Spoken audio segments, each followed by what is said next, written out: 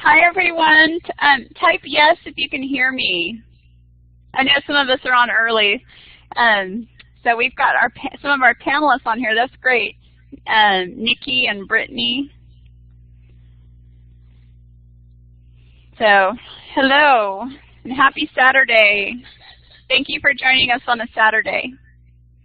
If you have, let's see, I need to,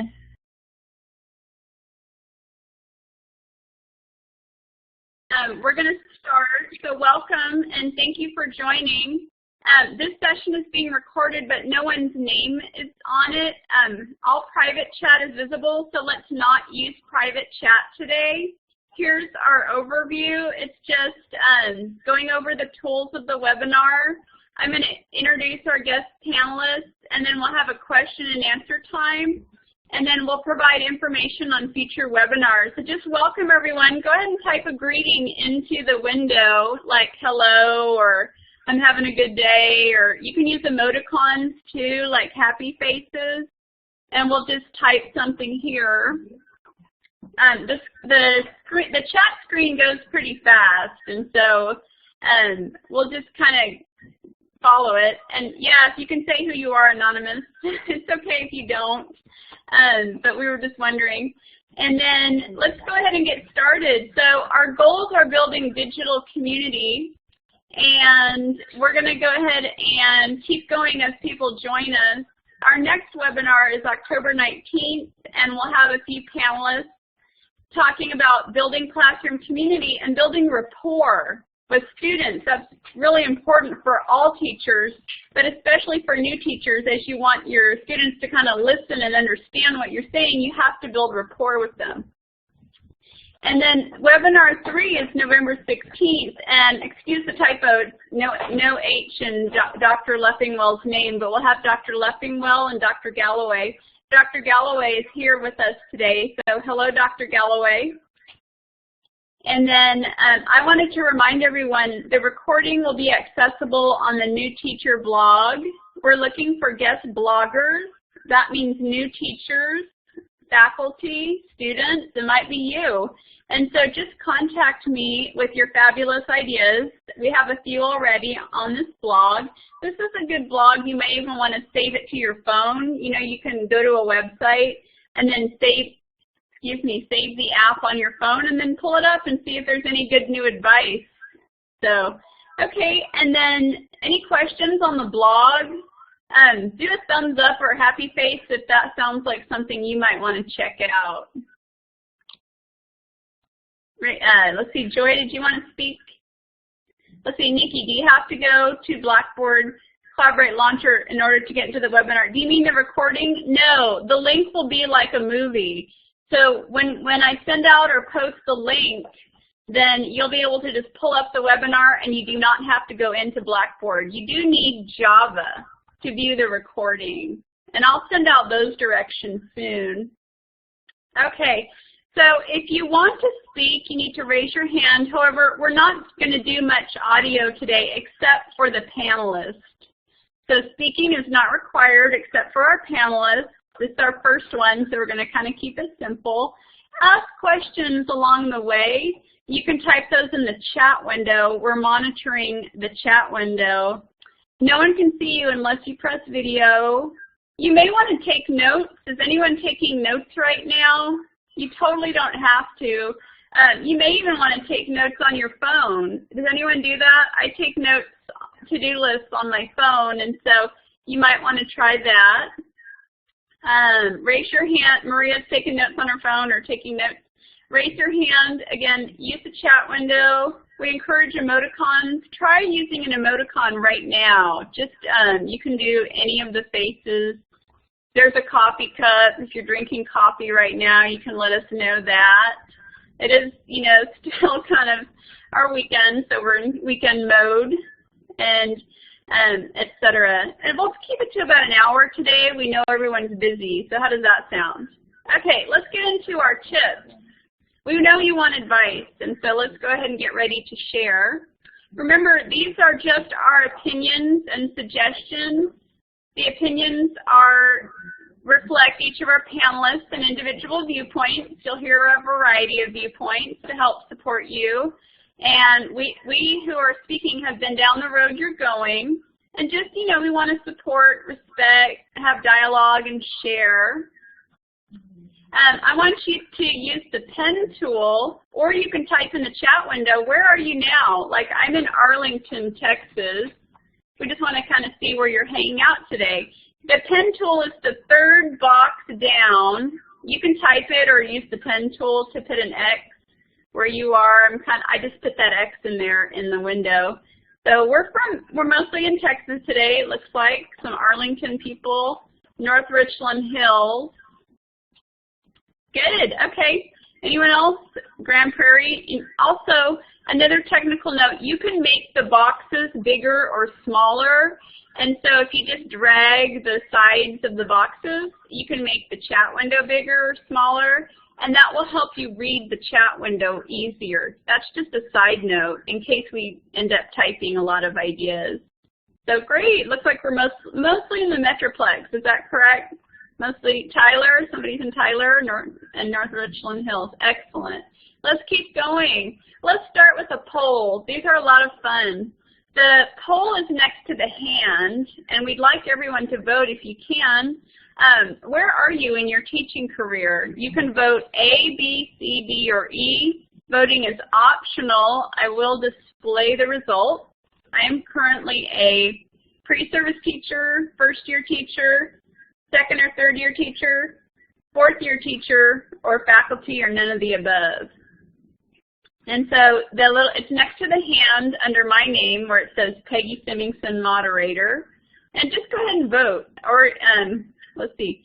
Yeah, and so there's like a happy face, a clock, a hand, and then it'll say A and a drop-down arrow in the participants window. And then just go ahead and vote. We'll give each other a few more seconds to vote, and then I will display the results. So we'll kind of see where people are at. These are fun. And so I will publish the results to the whiteboard. Give us a few more seconds to vote. Okay, so we've got a variety. Let's see, we've got some new people that are pre-service teachers, first-year teacher, and we've got, let's see, second or third. We've kind of got a variety on here, so that's wonderful. Any comments? Okay, great. Let's keep going. And so here's our order. We'll have Brittany, and then Joy and elementary so far. Jessica is a first-year teacher, so we wanted to get her perspective. And then Tierney is a 8th grade science teacher, and then Nikki will represent the secondary perspective. There will be a question and answer time at the end, and feel free to ask questions along the way. So we're here to support you and answer questions.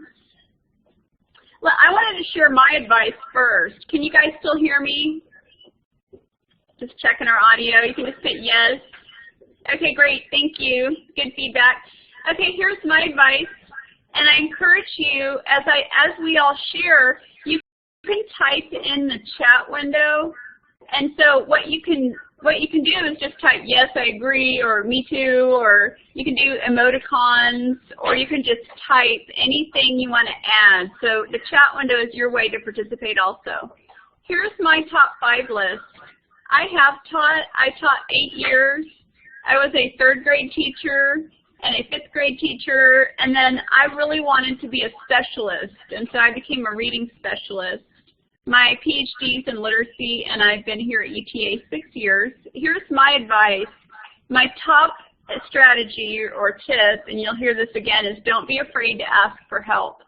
So like even in my 8th year teaching, I went back to the classroom, and I had been out of the classroom a few years, and I just went around and I said, how do you teach guided reading? And then I went to another teacher and I said, well, how do you teach guided reading? And not one of those teachers laughed or said, well, don't you know, with all your education and everything. No one ever laughed at me for asking that. And so have any of our panelists on here done that, just gone around and said, how do you teach geometry, or how do you teach, whatever, your multiplication? I think it's a great thing to do, and just say it just like I did. Like Nikki says, she still asks lots of questions. It's fine. No one is ever going to think less of you for asking. Even experienced teachers do it all the time. So you might even, write it on a card how you're going to say it, and then practice it, and then just ask. Yeah, and Tierney says, love to learn from watching other teachers. That's another thing. Just say, I've never taught guided reading. Can I watch an experienced teacher? And they'll figure out a way, hopefully, to cover your classroom so you can go get, 30 minutes of release time, and it's kind of a good break, and then you can go watch a mentor or an expert. Okay, number 2, and feel free to chime in like you guys are doing, that's great. Seek resourceful colleagues. When I say resourceful, I mean people who are willing to share their stuff. And I mean people who are willing to email you things that you can just kind of tweak and use.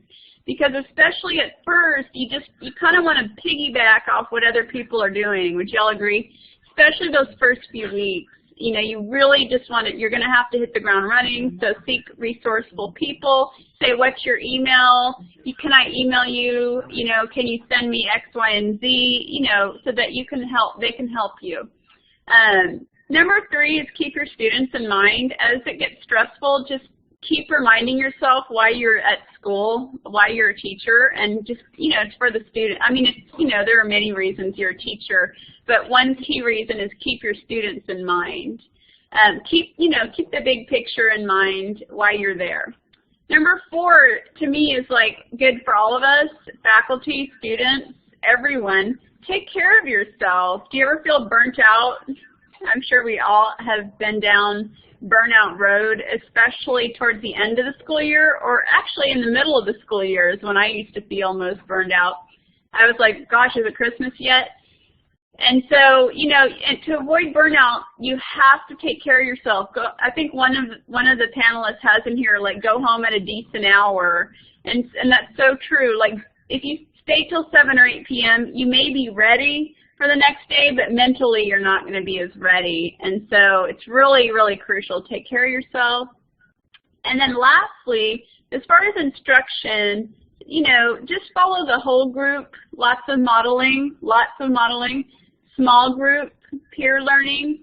And then I also had a table for students who needed support with the teacher. And after I taught a lesson, I'd say, if you think you still need help, you can come to the back table or side table with I wasn't doctor yet, with Miss Semingson, and they would come up, they would select themselves, and it was always the students who needed most help. And just having that table for them and pulling them aside is so crucial to giving support to kids. And even if there was 10 kids at that table, I was supporting them. And so modeling is key. I don't want to spend too much time on my tips. Which of these stood out the most to you, or which of these do you think will help you? Just type the number in the box, like number 1, number 2, maybe all of them. Which of these tips do you think are going to be helpful? So asking for help. Yeah, and that's kind of why I put it first. You have to be able to ask for help. So, okay, well, good. And then, again, these are just all about high-level instruction. When you get observed, your principals, your administrators, whoever is observing you really wants to see high-level rigor. And that doesn't mean frustrational type of questions, but just really open-ended questions, and then asking kids prompts like, what made you think that? Or can you tell us a little bit more about that? Getting at higher order thinking is really a priority right now in our schools to get kids engaged and thinking and talking about their thinking. And on that note, there will be visitors to your classroom. Has everyone been visited yet that's teaching right now? We all had visitors. And so just be prepared with your lessons on your desk, I'd say. And then you're okay, at least as far as they know that your plans are ready. And then my last kind of advice is just don't be afraid to use rubrics. And so Ruby Star is really a good website. Ruby Star, you can Google it. It has templates and it generates rubrics for you in all subjects. I would say it's more for second grade and up. And so I would do that. And so just don't be nervous when there's visitors. Just kind of pretend like they're not there, acknowledge them, hello, but then keep going with your lesson. If you're doing rigor, higher order thinking, that's really a priority right now in the schools. So, okay, I'm going to keep going. I have 2 quick scenarios, and keep using the chat window, everyone. That's fabulous. I'm going to give you 2 or 3 scenarios, and tell me what you would do as teachers so we can interact a little bit. So here's a typical new teacher problem. Maybe it's a veteran teacher problem. You don't have enough books for your classroom library. And so type in any answers. I said donations from family, friends. You can start like a book, an online bookstore. They usually have wish lists. Start a wish list and then send that link, post it on Facebook, Twitter, everywhere. Say, I need help, I'm a new teacher, it takes a village, and then put it there. Donors Choose is a website that you can go to that you create a project. You have to be a practicing classroom teacher. Has anyone used Donors Choose? Somebody says they go to half price. Nikki goes to half price book donation. Has anyone used Donors Choose? I think you can do it like $200, $300, $400 project, and anonymous people and your family and friends and people you know can contribute online. It's kind of like crowdsourcing your project, and you can actually get good stuff for your classroom, including a classroom library. Okay, great. Any other comments? Okay, and then how about I'm a bundle of nerves before school begins?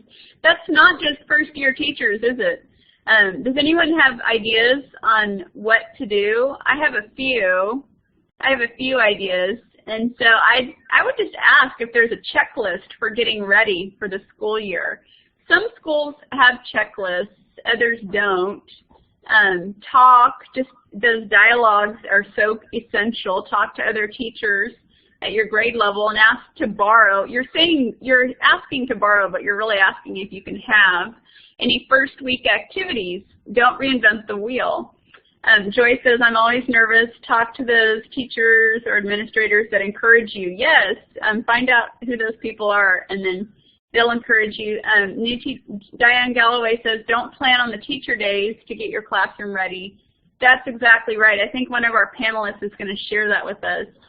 Enlist help from family and friends. My mother used to come and help me set up the classroom, friends.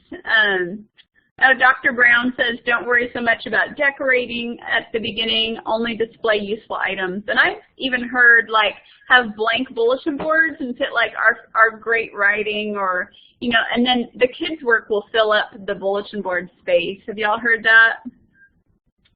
Remember to breathe. That's ongoing. Breathing is essential from the diaphragm. Okay, how about this one? I'm looking for a teaching job. How about anyone have advice? Network? Let's see. We have a job fair at UTA. You can just scan through the rest of the tips. Make your resume look good.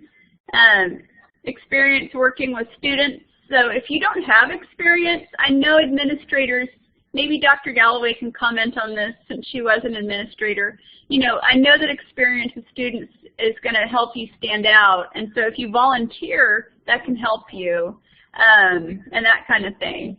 So anything else? And Dr. Brown says, take your resume directly to principals. And Nikki says, link to things you have done on your resume to help you stand out. Can you tell us what you mean, Nikki? Like link to what? Like a portfolio? Okay, so like if you have a digital portfolio, then that kind of thing can help.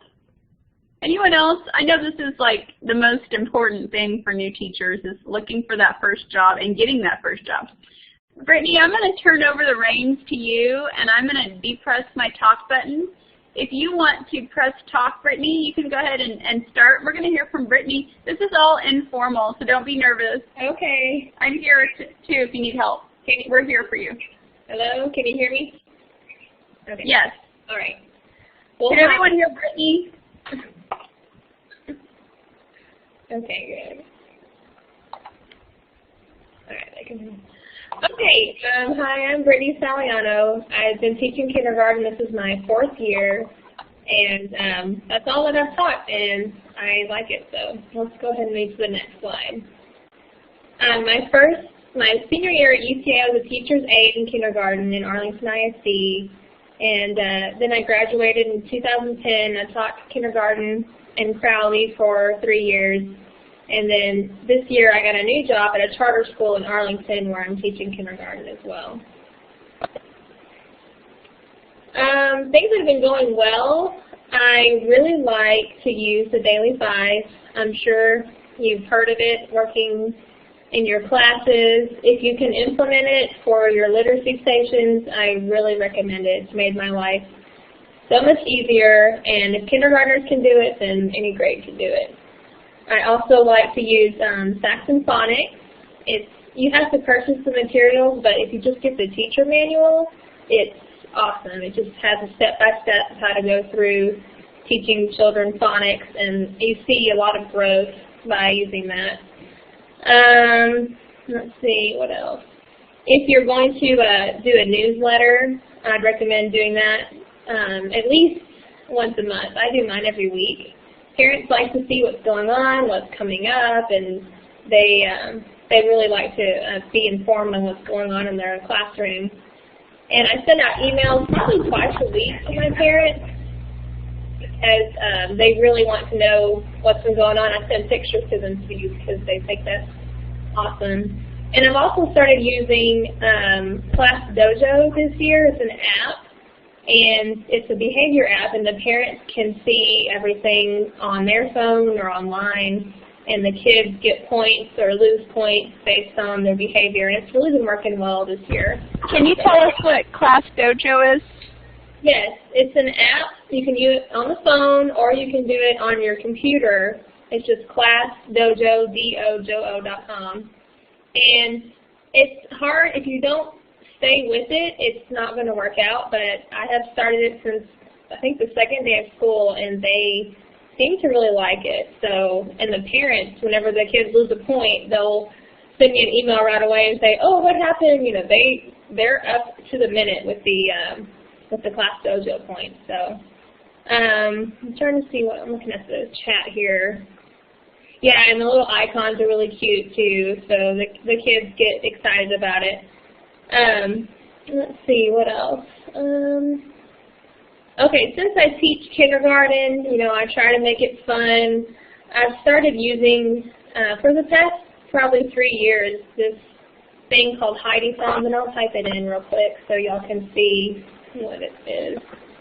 Heidi Songs. And it has ABCs and words and word families, pretty much anything you can think of put to music, and there's movements to the music. It's so much fun. So when the kids have been sitting and you're not doing very much, you can just put on the song and they get up and get to do a little dance to whatever song, whatever word you're teaching that week. So that's really cool. Let's see. Let me go ahead and do the next slide. Does anyone have any questions? Or we can go on. Questions? We can keep going. Okay. People can type as we go. Okay. So, general advice, be organized. Spend as much time as you can getting yourself organized before school, because once school starts, you're going to be so busy that you will not have time to organize. And I've learned that the hard way. You know, color code, file, label. I have about, I think I have like 4 different binders. One is just with teacher and parent communication, and I have another with student information, one with their assessment information, and then one with just lesson plans and curriculum. So don't try to cram it all in one binder. Try to, you know, organize it differently. And even with the kids stuff, if you're going to be organized just for you, also do it for the kids. Like, I have little tables. Everything is color-coded and organized on their tables as well, so they never have to ask me, where does this go? I don't know where to put this. There's always a place for it. And we go over that over and over and over until it's drilled in their head. Okay, setting up your room. don't go in there that first teacher work day and think you're going to have a lot of time, because you will not. They will do meetings and planning sessions, and you won't have time to work on your room at all. So whenever they say the school is open, teachers, go in there first time, the first day, and start working on it, because it takes a lot longer than you think. You think, oh, just a couple more days will be done. No, keep on working. Oh, I see someone's talking about Remind 101. I use that too. That's really awesome. In fact, I used it just the other day. Oh yeah, and ask for help. I know Dr. Semingson talked about that earlier. The teachers want to share what they know. They want to share all their resources. You know, they're teachers after all, so they want to teach you too. And do not go on Pinterest or teacher blogs and say, oh, I'm so terrible, look how great they look. No, don't compare yourself. Use their ideas, but don't expect yourself to be perfect the first time. What is Remind 101, Brittany? It's like a text message thing for parents. Basically, you can text all your parents at the same time, but they don't know your cell phone number. It's like a different number.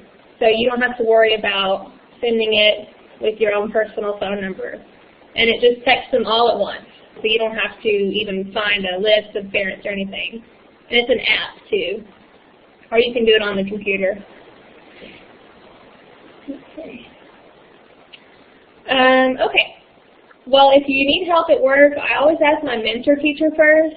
And since I'm in a new school, I have another mentor teacher. And then I'll also ask the team leader. And if it's just something little, I'll just maybe ask the teacher next to me and try not to bother anyone about it. You know, major issues, definitely I will go to the principal, but I'm not going to go to them for every little thing because they're pretty busy most of the time. But don't be intimidated if you do have a question. Let's see. Okay. Can I add something? Oh, yes. This is going to sound really obvious, but like, stay on your administrator's good side. Yeah. Yes, definitely. Online resources, you know, of course Pinterest, but don't go on there too much. It starts to get to be a time waster. And teacher blogs, of course, there's millions out there. And Teachers Pay Teachers is awesome. They have a lot of free stuff, so don't think you have to buy everything on there. And just type in whatever you're looking for, and you can find 10 different versions of it. It's awesome. Let's see. I wish I had known that team members would share, because, you know, I got hired and I thought, oh, okay, I need to go out and buy all these things. And it's good to have your own stuff, but it's, you know, you can save time and money just asking other people. And oh, I still want to learn about whole brain teaching. I think actually my school is going to do some staff development on it soon, so I'm excited about that. Okay. Okay, classroom setup.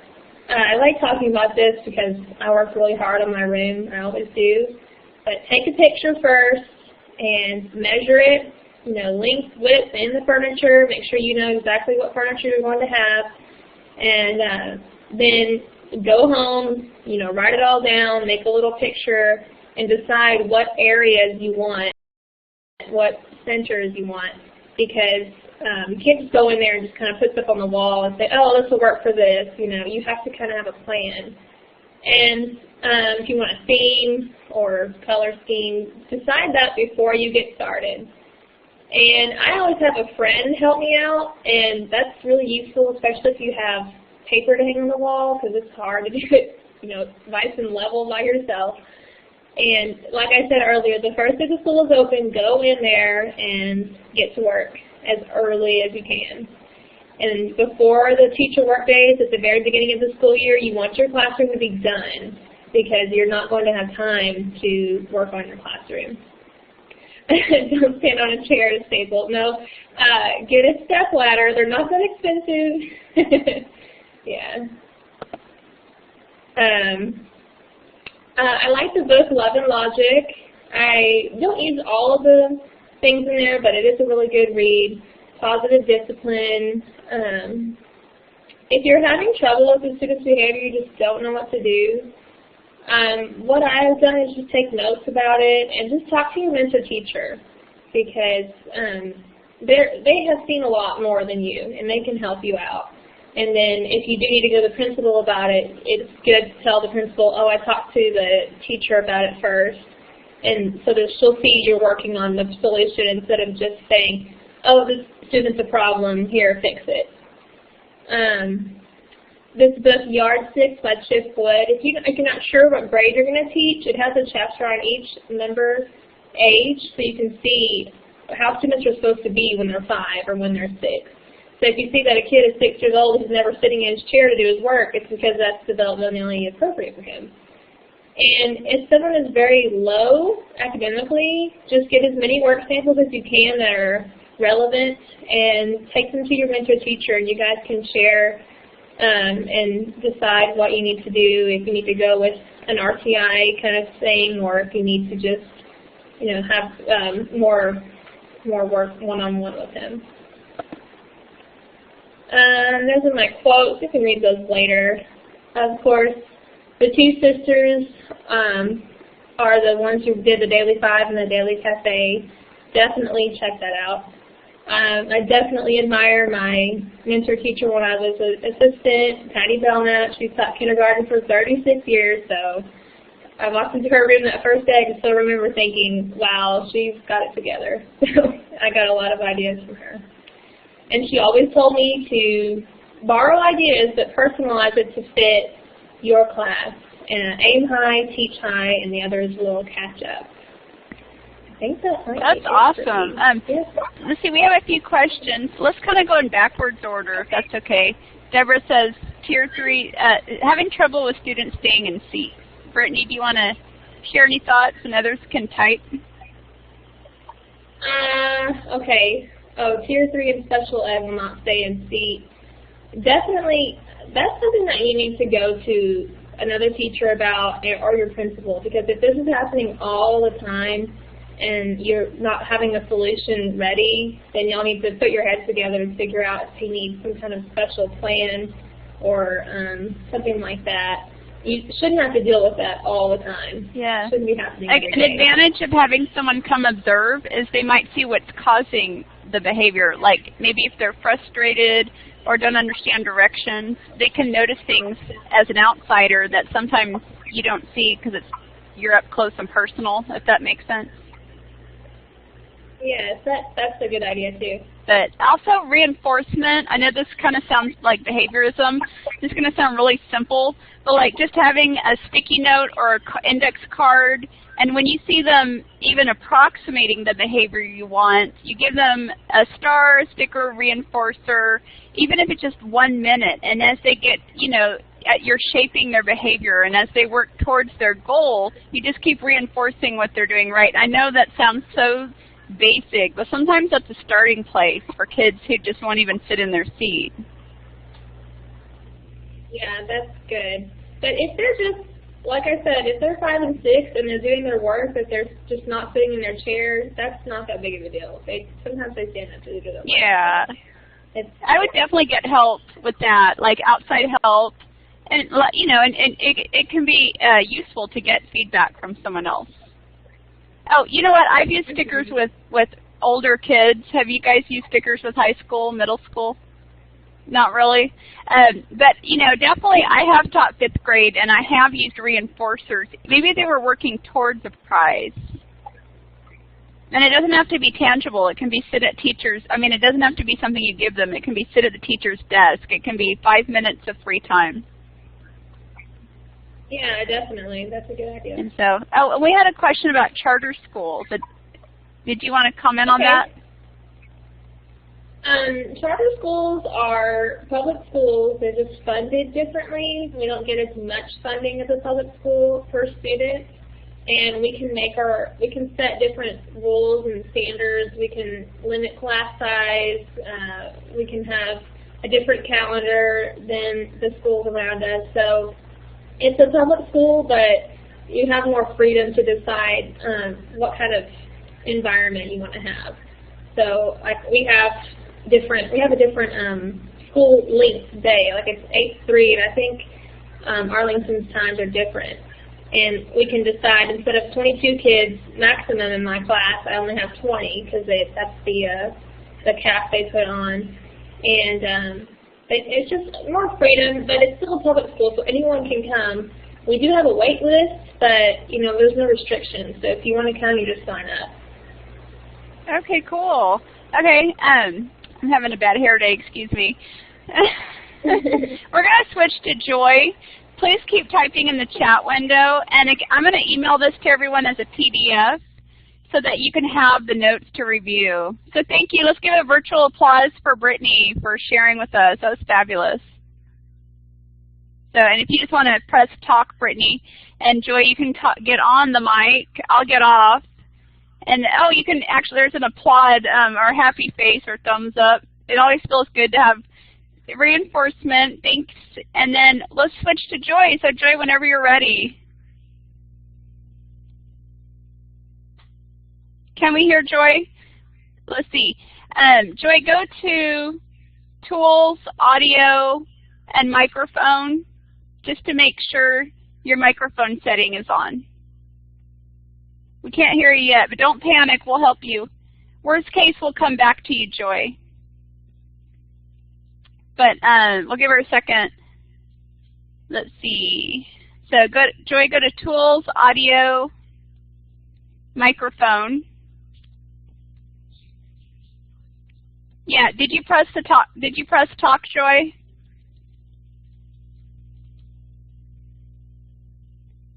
Okay, we're gonna come back to Joy, and let's see.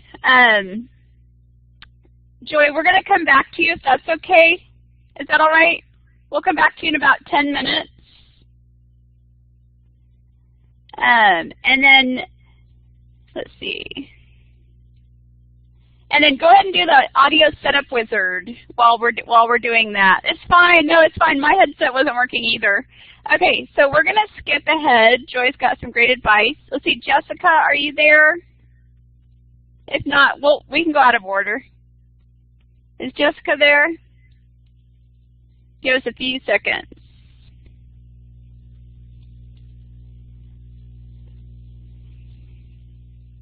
Let's see. If not, we'll go to Tierney and we'll come back to Joy and Jessica. Tierney, are you there? If you want to press talk, or if Joy is yours working. Okay, Tierney, go ahead and press talk and we'll hear from you. Can you hear me? Yes, okay, we can hear you. Okay. Can you guys hear Tierney? No, I'm just kidding. Oh, good. Okay, go ahead, Tierney, and tell us about 8th grade science and advice you have.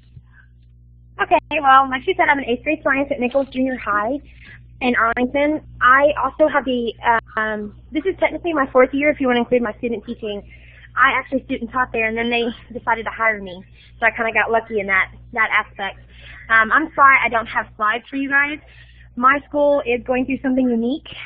Only 30% of the staff is remaining because we are in stage 5 AYP. So I was one of the few that was asked to stay. So life at Nichols right now is kind of crazy but great. I hold a lot of, because do you want to know about my certifications?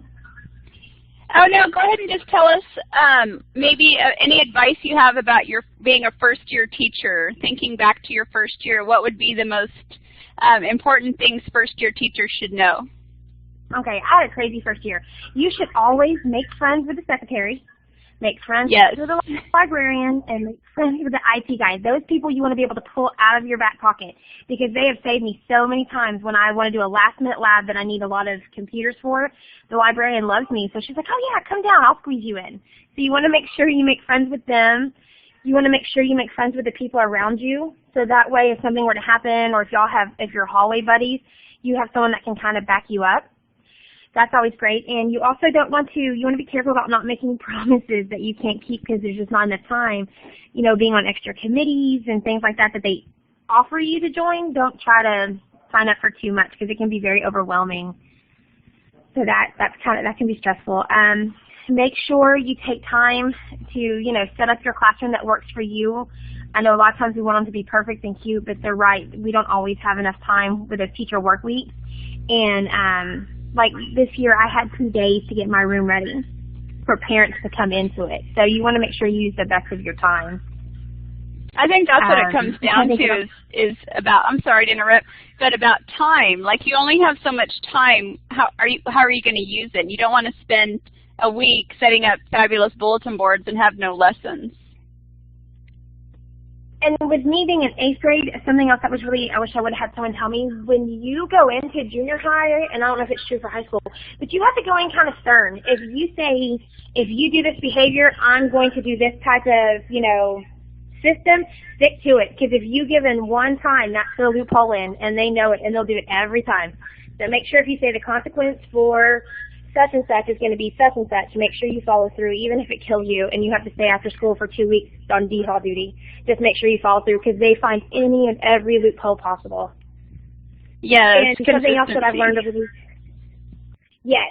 And I make my subs a picture seating chart because my kids really like to say, hey, my name's Sarah, and their name is not Sarah. So I make my subs, I go off the student serve, and I put little bitty pictures of them next to their name so that way the sub knows exactly who Sarah is. So that's been a lifesaver for me in subs. I'm trying to think what else I do. Make sure you don't kill yourself with grading every little thing.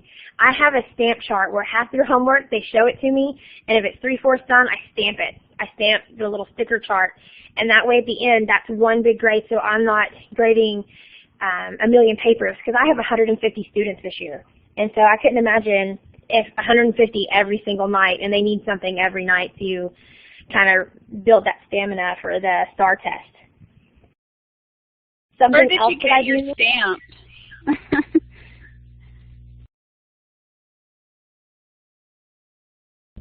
Oh, hello. What did you say? I'm sorry, my phone got me. Oh, that's okay. Where did you get your stamp? I'm sorry, what did you? Oh, where did you get your stamp? I get them from Hobby Lobby or Michael's. Like Hobby Lobby or Michael's, or even Dollar Tree has stamps. And I will send Dr. Semingson my stamp sheet on how it looks, because I have one for each 6 weeks, and she can show everybody or send that part of the PDF to see how I do it. Because that way they've done 3/4, I know they put in the effort. And I kind of read over it really quick because I know the answers, Okay, and she great. was right about rubrics as far as big projects, because you can just grade those rubrics right then. Because that's what killed me the first year, was trying to grade every little thing. So that way they had feedback from me on every little thing. And that I was spending 12 hours a day at the junior high. Okay. Well, that's all great advice. I think we'll keep moving. Is that okay with you, Tierney? No, that's fine with me. Okay, good. Thank you so much, and I look forward to whatever you want to send. And if the others want to send me anything to share too, I can pass that along. Okay, great. Thanks. Well, good. Thanks, Tierney. And Tierney joined by her phone, so that's neat. Joy, are you ready? Can you hear me now? Yay. Yay. Okay, good. Can you all hear Joy? Okay, go for it. All right. Well, my name is Joy Brown, and I am currently a 3rd grade ESL math teacher. And for my first 2 years, I was in 5th grade. I started out as self-contained, and then the second year we went to, after the second 6 weeks, we went to a team teaching situation, which was, it was interesting. It was kind of a definite nice change, and I got to teach math, which I enjoyed too. But it's been going well. I've been enjoying teaching math, and I am teaching math 3rd grade this year. Just trying to figure out how students learn how to understand math, and it seems like it's a difficult concept for them for some reason, and I guess I'm learning more as I'm teaching the younger kids that it's really interesting. This is a really good book that I found, How Children Learn Number Concepts, and that one is by, I think, Kathy Richardson. Whoops, let me see if we get it right there, Kathy Richardson. And then another thing that I've done this year, which has kind of been geared from our school administration and possibly the district, is number talks, and that's been really, really nice to have the kids actually talk about how they're coming up with the answers and their unique ways, or some of the traditional algorithms that they're doing as well. So that is a lot. I'm using also another book this year a lot, Developing Number Concepts, Place Value, and that's also by Kathy Richardson. And it has them using, to start off with, learning to decompose and compose numbers using different bases, which has been very, very interesting, and they use a lot of manipulative blocks, which is what I really like. I really don't like to use worksheets that much. Again, kind of the same thing that one of the other speakers talked about. Don't expect to be a master teacher. Sometimes there are things that you can only learn by experience. And one of my mentor teacher that I had when I was a student teacher, she said, we are practicing as teachers. We're still learning, kind of like a nurse practitioner continues to learn, you're still learning. I really love my instructional coaches, and they have been wonderful, wonderful. They will, even if I ask them, they will come in, model something for me. You can get a lot of help on Khan Academy. I've used that information to help me see how to teach something as well. Let's see. Things that I wish I had known. I do wish that I had known that if you ask somebody a question, sometimes teachers want to know things and they might say something, but they might be in error. So I know that there was a situation where I needed certain materials and the teacher told me that it was not available, and I found out a year later that it was available. And so that was one of the interesting things that I learned. There was something else I was thinking about when someone else was talking. I don't remember. But I'm enjoying teaching third grade. I don't know if anyone have any questions. Great, keep going.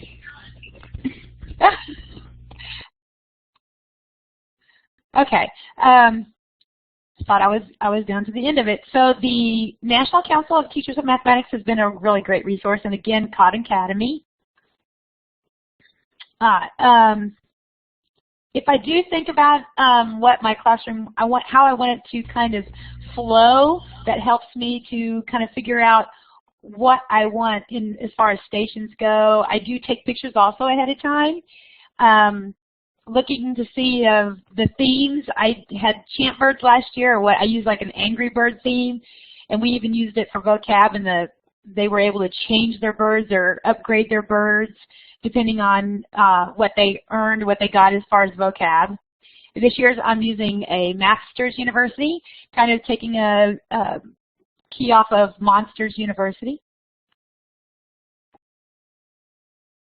And as far as academic or behavior issues, Joy, I have a tiny question. Someone said, what was the first book you mentioned? Yeah. Let's see, what was the name of the first math book? The name of this one, How Children Learn Number Concepts. Okay. Is that the one, Terry?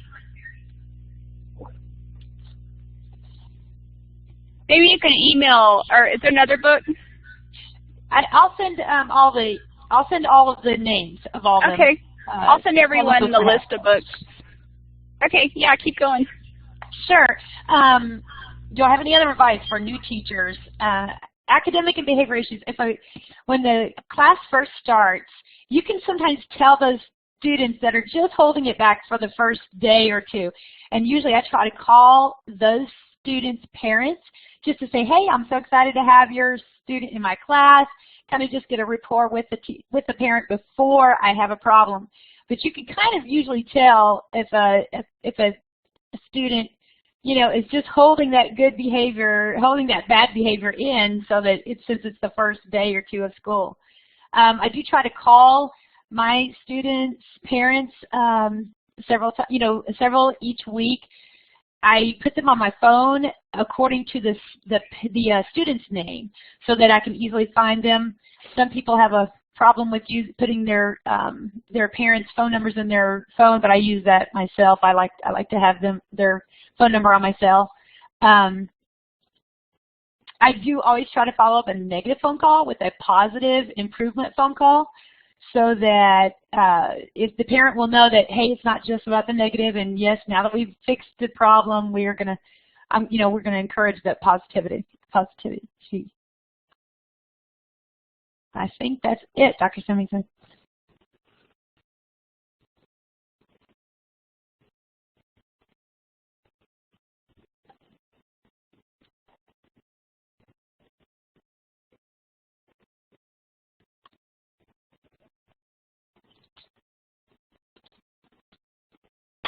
My talk button wasn't on.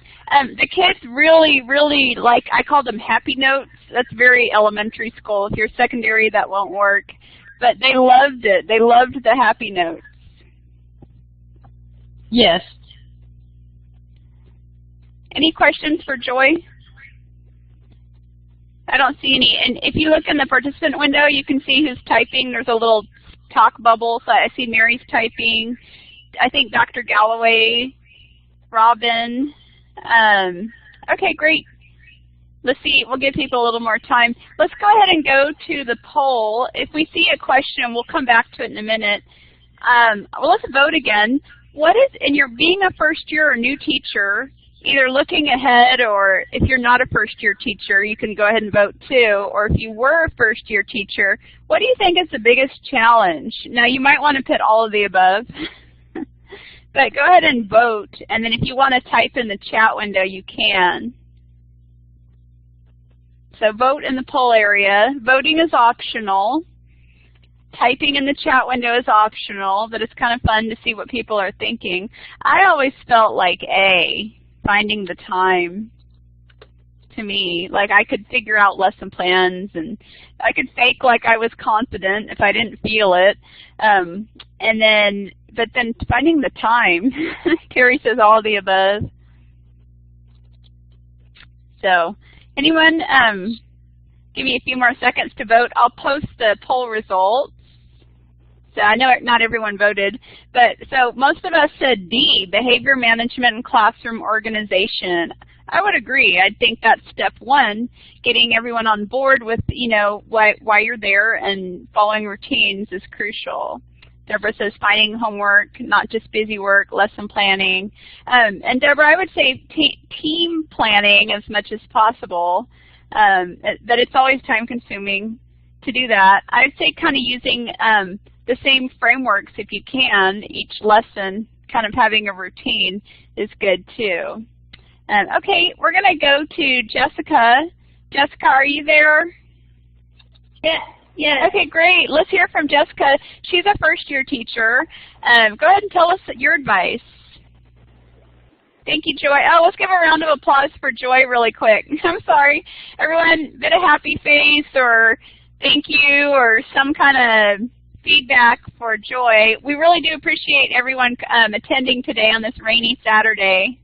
I'm kind of glad it's raining so we don't feel as bad for missing out on the sunshine. So. But anyway, okay, well, let's hear from Jessica while we're writing thanks to Joy. Hello. Well, I have kind of a strange background because it took me a long time to find my first teaching job. So I was just going to give you all some tips if anyone else finds themselves in the same shoes. What I would suggest is if you're just starting the education program, start subbing as much as you can and in multiple districts as possible. Subbing, I learned a lot more in subbing than I did even in student teaching. And you learn about classroom management. You really learn that all children are very different, and you have to deal with them accordingly. And I learned a lot of organizational ideas, things that make the students more independent, and you put the work on them instead of you having to do every little thing. Class jobs. One of the classrooms that I subbed in was just so amazing. It was a third grade classroom, and the students all had classroom jobs to where the teacher just had very minimal, like she just modeled and taught the class, and the students they had done their jobs very independently. If the classroom started talking too loud, a student would get up and hold a sign and walk around the room. I'm trying to think about the other jobs. I should have wrote them all down, but so I sort of implemented that in my classroom this year. I also worked as an aide in special ed for a year, and that was in another charter school, and that was just a really good experience because having that experience, I feel like I learned more about special ed than I did in school even.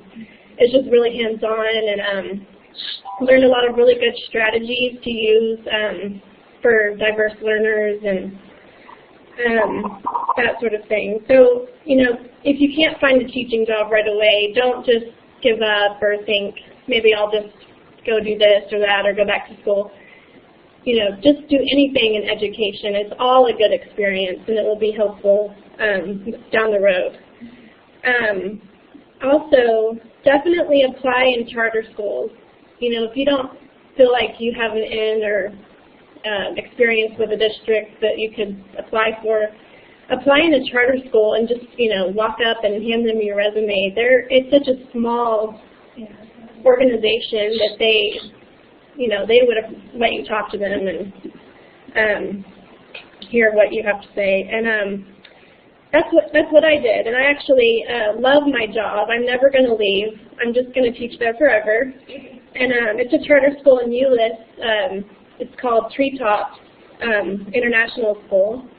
And I love it because I only have 11 students, and it's amazing. You can do so much when you have a small classroom size like that.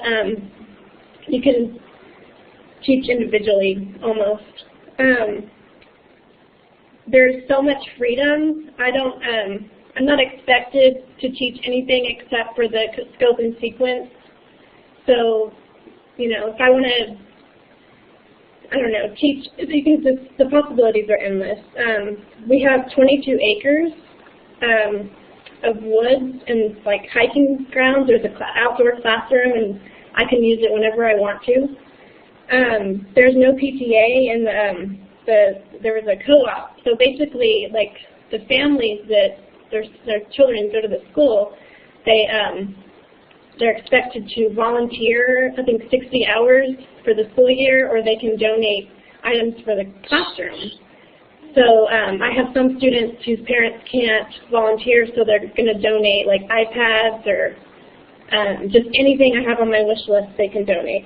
And the volunteering is great too, because I have, if I ever need a substitute, like I can have a parent sub, or if I need some help with a project that we're doing, like next week we're going to do like balloon-powered cars, and so parents can come up and help with that, or any kind of activity or party that we're going to have. So it's really neat that they can just help with the learning experience.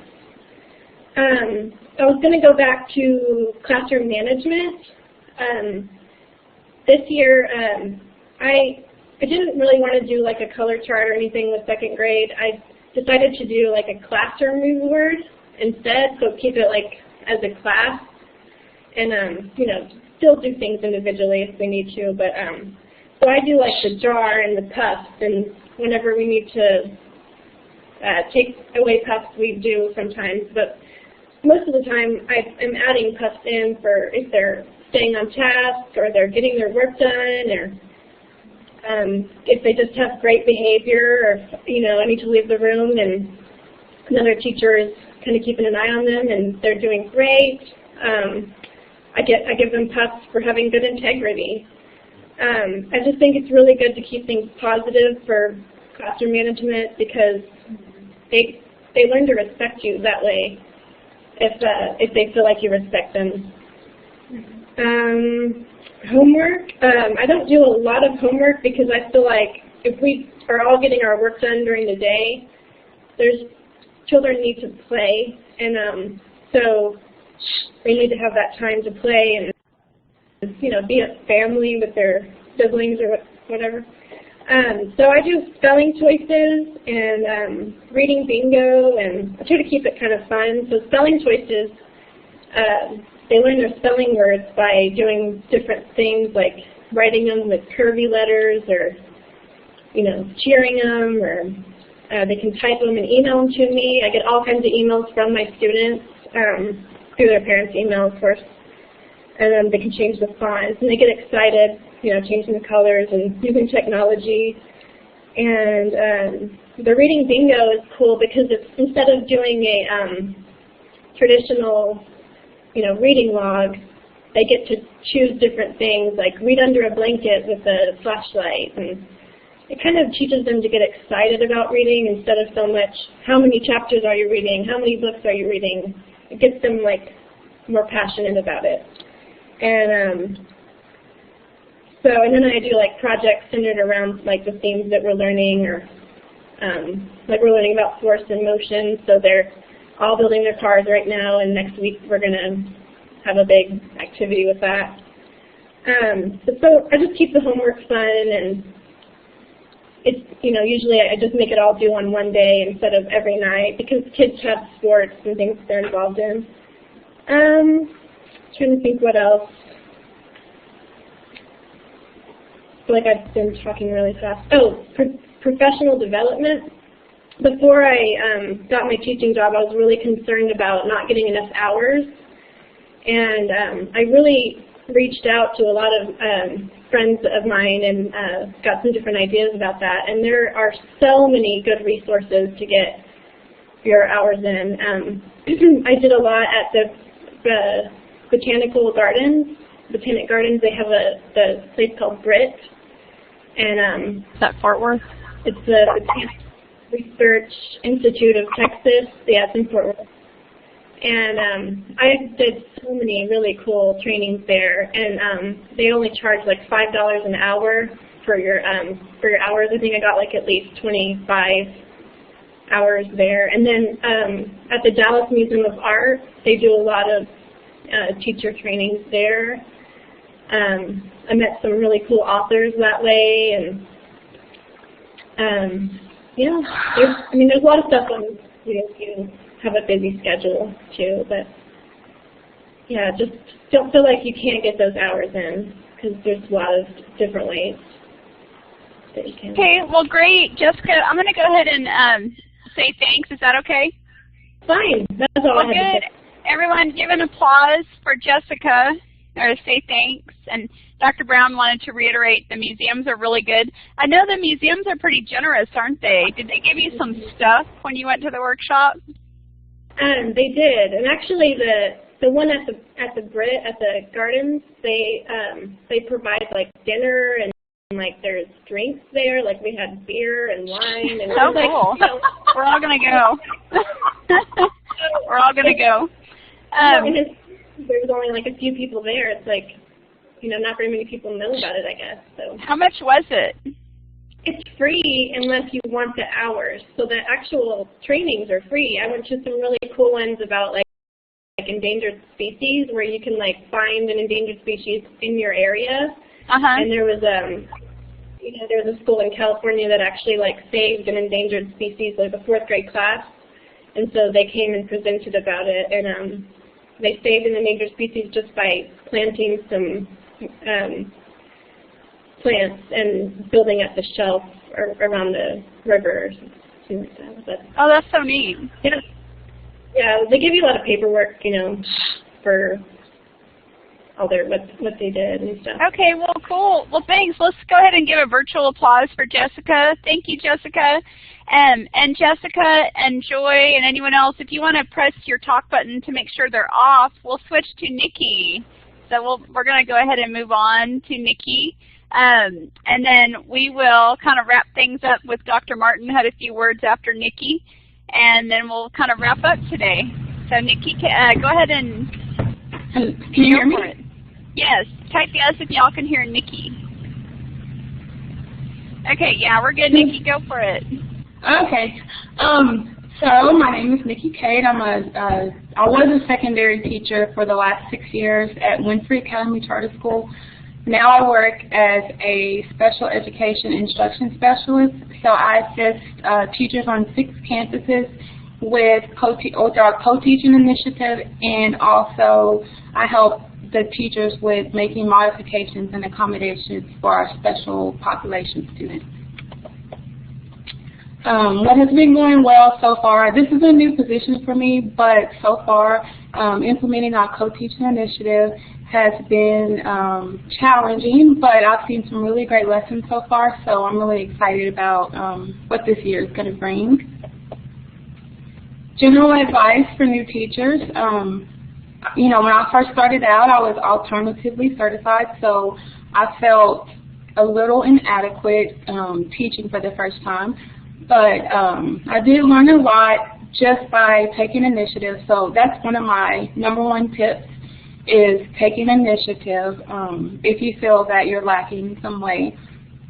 Watching YouTube channels and videos of good teaching practices, observing your fellow teachers, subscribing to journals and other organizations is also just a few ways that you can show initiative for your for learning.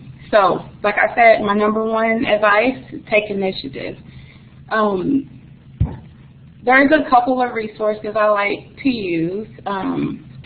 YouTube videos is really good. They have this channel called the Teaching Channel, and there's videos of good teaching practices. So I really enjoy those videos. I still watch them to this day. I recommend them to my teachers. And I love Dr. Semingson. If you guys don't know, she has a really great channel too, where she gives a lot of tips for teachers and strategies you can use in your classroom. I love attending workshops and seminars, and the advice I have for that is if you do attend a great seminar or a great workshop, don't hold on to the information. Bring it back to your campus and share it with your colleagues. It's just a good practice. If you learn something, share it. And if another person is able to share something with you, just be like a sponge and soak up whatever you can. The next tip, I really love using smore.com, and I'll type it here. It's a great website. You can create newsletters, and you can embed videos, and also you can add polls and send it out to parents or teachers. It's a really great, it's really easy, it's really user-friendly, so I really like that. Can you guys hear me okay? Yes, we can see you. Okay. And then can I add something real quick? Yes. I've posted some of Nikki's, I guess, blog posts on our Facebook page, which I'll share the link to at the end. Yes, thank you. I was really happy to hear about the site you have up. I love being a guest blogger. That's just another way, like, for my own personal initiative, like, I like to get out there, see what other people are doing, ask questions. You can ask Dr. Semingson. I email her all the time, I need help. So, and, you know, people are willing to help you. I love that about education. And then also, since I do have a background in special education, my tip is to utilize your SPED department. That's what they're there for. We're fortunate in my school to have what we call Mods at a Glance, and it lists all of our special ed students, what their disability is. It gives you information on accommodations, and it's just a spreadsheet at a glance, and we give it to all of our teachers and update it each week. Our art coordinators update it each week, and they make sure that all of the teachers are in the know about their special ed students. So if your school doesn't do something like that, I think it would be worth suggesting to perhaps, you know, your special ed director or like your teachers, just suggest, hey, I really need a list of my students so that you can be familiar with who's in your classroom. Online resources that have helped me, like I said, the teaching channel, love that. Love Dr. Semingson's YouTube channel. Pinterest has great ideas. It can be a little intimidating because there's a lot on there, but they do have some good resources. Again, just think about that you're not decorating, you are putting things together for your classroom for learning. And then readwriting.org, just one of the sites I've gotten lesson plan ideas, and they have interactives for students. I wish I had known, although graduate school helped me tremendously, I wish I had known how many resources there were available to help me. Like I said, and I've really been trying to grow in my own profession. Here's a book that my director gave me. Y'all can see it. It's called Teach Like a Champion. It's 49 techniques that put students on the path to college, and it is written by, I believe, Jossie Bass.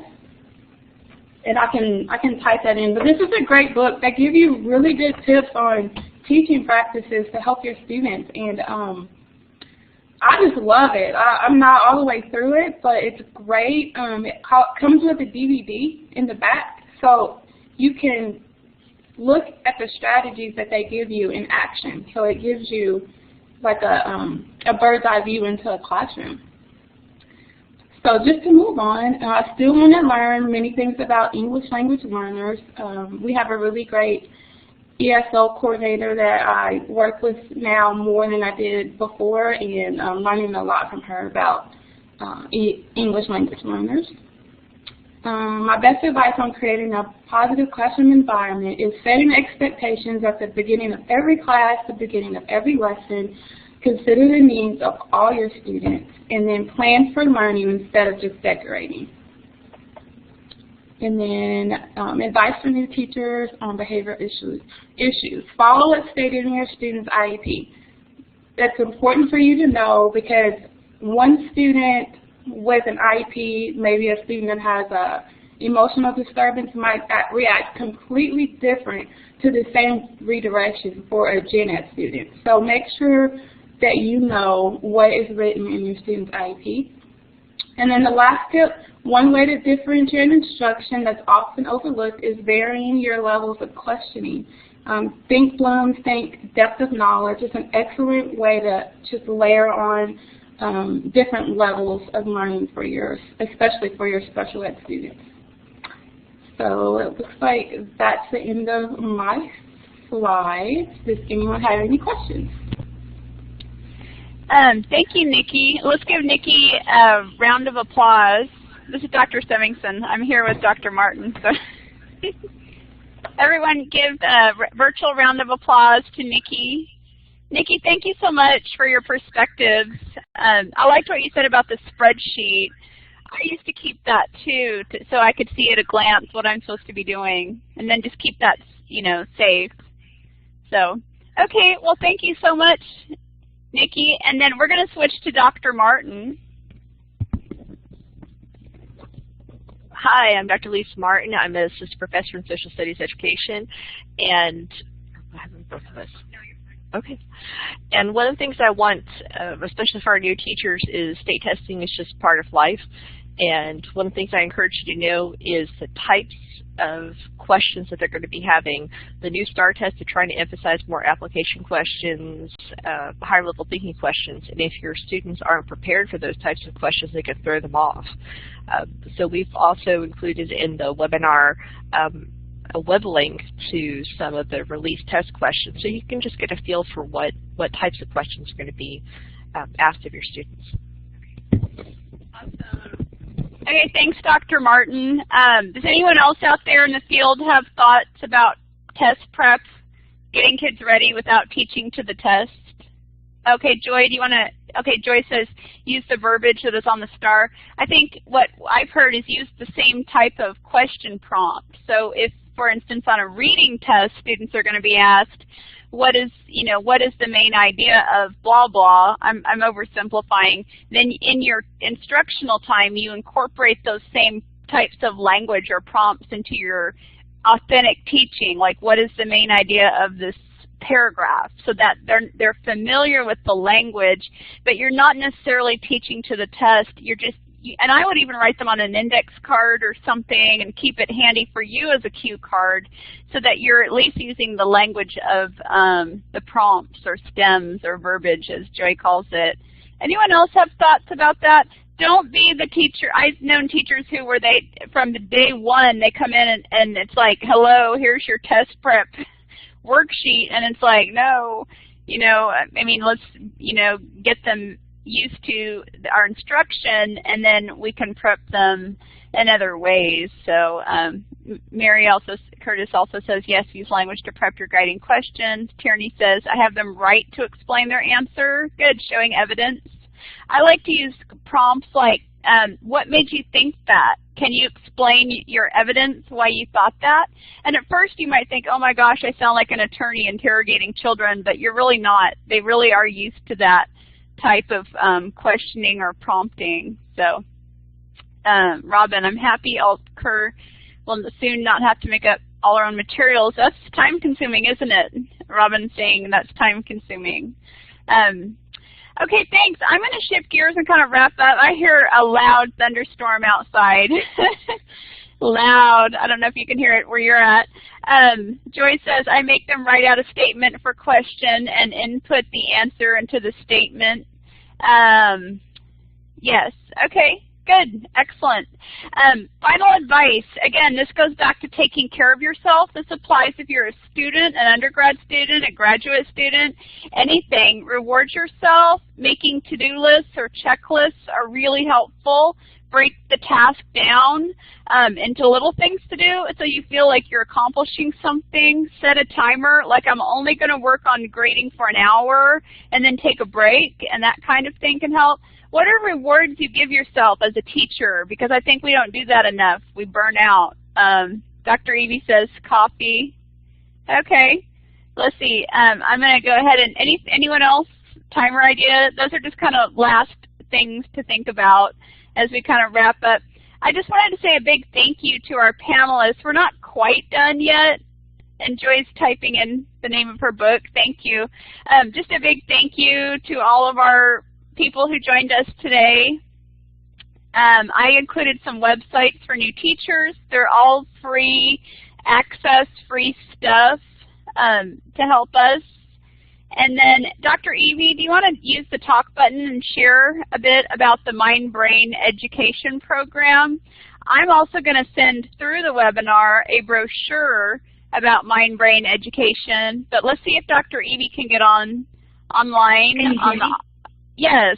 Can you all hear Dr. Evie? Go ahead and introduce yourself and share a bit about Mind Brain, and then we'll wrap up. Sure.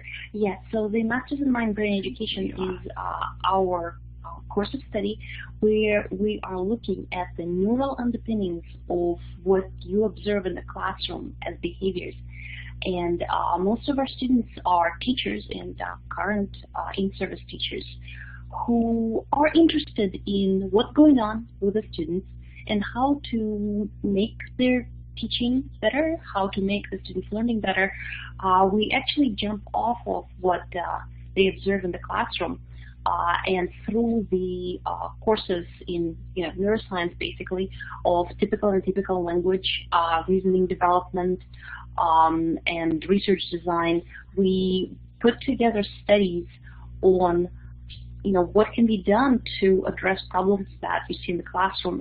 The first cohort that has graduated has done studies on how to improve reading comprehension using working memory and how to utilize the innate physics concepts in kids.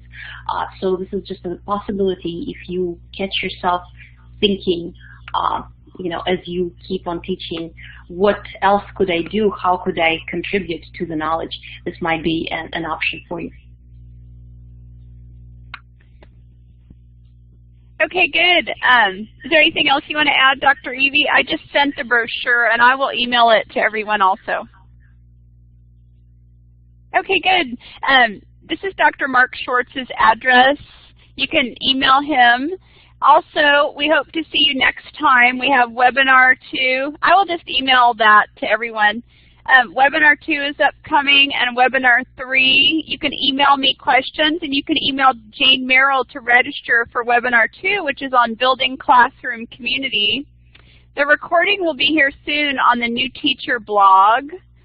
There is a Facebook page for curriculum and instruction, and the feedback chat window, this is our last screen. We just want to thank everyone for taking time. I will send the link to the recording, and you can share that with others. Your names will not be on this recording. And then feedback, if you have any thoughts about the webinar, please type it in. If you are a panelist, please put this experience on your Vita as a guest speaker on your resume. If you have any other feedback, like topics you'd like to see and know about, type that in there too. And again, thanks again to everyone who showed up and participated.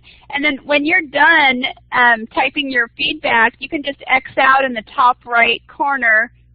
And we would just ask that as you leave, we can't post the recording until everyone exits out of the room. So thanks everyone for your feedback. And we're proud of everyone out there. And thanks for joining for faculty too. And we'll see you guys next time. I'm so funny. Oops, I'm on the top.